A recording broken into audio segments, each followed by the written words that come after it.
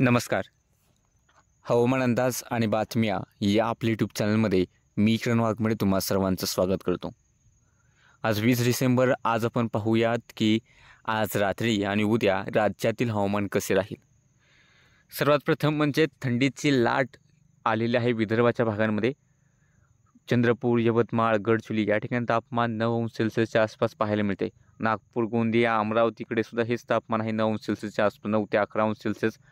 इकडे विदर्भानंतर मराठवाड्यात जर पाहिलं तर मराठवाड्यात छत्रपती संभाजीनगर असेल, इकडे उदगीर असेल, या ठिकाणी तापमान 11 अंश सेल्सिअसच्या आसपास आहे.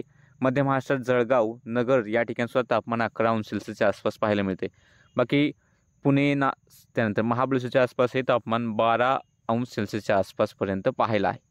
बाकी इतर ठिकाणी पाहिलं तर कोकणामध्ये तापमान जे आहे ते 18 ते 20 तर काही ठिकाणी 20 ते 22 अंश सेल्सिअसपर्यंत पाहायला मिळते. पश्चिम महाराष्ट्रातील सोलापूर, सांगली किंवा इकडे कोल्हापूरच्या भागांमध्ये तापमान हे साधारणतः 18 ते 20 तर काही ठिकाणी 16 ते 18 अंश सेल्सिअसच्या आसपास आहे. आणि जर सध्याच्या हवामान प्रणाल्या पाहिल्या तर वेस्टर्न डिस्टर्बन्समुळे थोडेसे एक वेस्टर्ली ट्रप आले, त्याच्यामुळे गुजरातच्या आसपास ढग आहेत. यातील बरेचसे ढग हे अति उंचावरील ढग आहेत, पण काही असे ढग आहेत जे की कमी उंचावरती सुद्धा पाहायला मिळतात आणि त्यांमधून हलक्याशा पावसाची किंवा हलक्या थेंबांची शक्यता गुजरातच्या आसपास बनली. बाकी याच सिस्टमच्या प्रभावाखाली उद्या राज्यातही तशा प्रकारचे ढग पाहायला मिळू शकतात. सध्या जर पाहिलं तरी हलकेसे पाऊस देणारे ढग इकडे पालघरच्या समुद्रकिनाऱ्यापासून दूर समुद्रात पाहायला मिळत आहेत किंवा पालघरच्या किनाऱ्याला सुद्धा एखाद दुसरा हलका थेंब दिला असा एखादा ढग पाहायला मिळेल. बाकी रात्री जास्त विशेष पावसाचा अंदाज नाही. बऱ्यापैकी काही अंशी ढगाळलेलं हवामान जरी असलं तरी विशेष पावसाची शक्यता रात्री कुठेही नाही. आणि उद्याचा जर आपण अंदाज पाहिला तर सर्वात प्रथम म्हणजे नागपूर, भंडारा, गोंदिया, चंद्रपूर, यवतमाळ, गडचिरोली या ठिकाणी तापमान साधारणतः 8 ते 10 अंश सेल्सिअस पर्यंत पाहायला मिळते.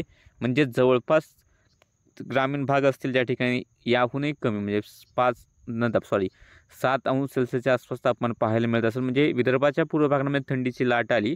सोबतच अमरावती, अकोला, बुलढाणा, वाशिम, यवतमाळ या ठिकाणी स्वतः तापमान 10 ते 12 अंश सेल्सिअसच्या आसपास पाहायला मिळेल.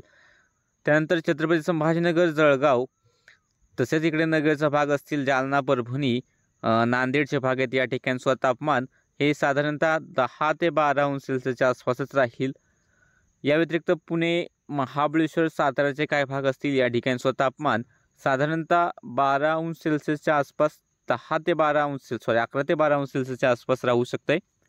बाकी नाशिककडे सुद्धा थंडी हवेचा प्रभाव थोडासा जाणवेल, पण पश्चिमेकडून येणारे सुद्धा थोडेफार वारे आहेत ज्यामुळे साधारणतः तापमान या ठिकाणी 13-14 अंश सेल्सिअसच्या आसपास राहू शकते. यानंतर कोकणाच्या भागांमध्ये जर पाहिलं तर कोकणात किनाऱ्याला 22 अंश सेल्सिअसच्या आसपास आणि अंतर्गत भागांमध्ये 18 ते 20 अंश सेल्सिअसच्या आसपास तापमान राहील. सोलापूर, धाराशिव, सांगली, कोल्हापूर या ठिकाणी सुद्धा तापमान साधारणतः 14 अंश सेल्सिअसच्या आसपास राहण्याची शक्यता अधिक आहे. बाकी जर आपण पाहिलं की पावसाची जी काही शक्यता दिसते तर अति उंचाचे ढग इकडे पालघर, नाशिक, धुळे, नंदुरबार या भागांमध्ये उद्या जमतील. त्यासोबतच काही कमी उंचावरचे ढगसुद्धा पाहायला मिळतील. पण हे जे काही ढग असतील खूप मोठ्या क्षेत्रावरती पाऊस देतील असं नाही आणि या ढगांमधून खूप मोठा पावसाची सुद्धा अपेक्षा नाही. क्वचित एखाद्या ठिकाणी हे ढग थोडेसे दाटले तर हलके थेंब पावसाचे पाहायला मिळतील. विशेष पावसाची शक्यता या ढगांमधून नाही. हलक्याशा थेंबांची शक्यता मात्र नाकारता येत नाही, तीही कुठेतरीच. बाकी राज्याच्या इतर ठिकाणी सुद्धा हे अति उंचावरचे ढग थोड्याफार प्रमाणात पाहायला मिळतील. पावसाचा इतर ठिकाणी जास्त काय अंदाज नाही आहे. बाकी सध्याच्या अपडेटमध्ये इतकंच. पुढील 2 दिवसात जर आपण पाहिलं तर पुढील 2 दिवसांमध्ये सुद्धा विशेष काय राज्यामध्ये पावसाचा अंदाज नाही आहे.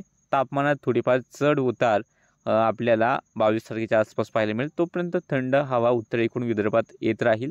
विदर्भात कडाक्याची थंडी जाणवत आहे. बाकी सध्याच्या अंदाजामध्ये इतकंच. जरूरच्या हवामानाचे अंदाज पाहायचे असतील तर लाल रंगाचं सबस्क्राईब बटन दाबा. व्हिडिओ लाईक आणि शेअर करायला विसरू नका.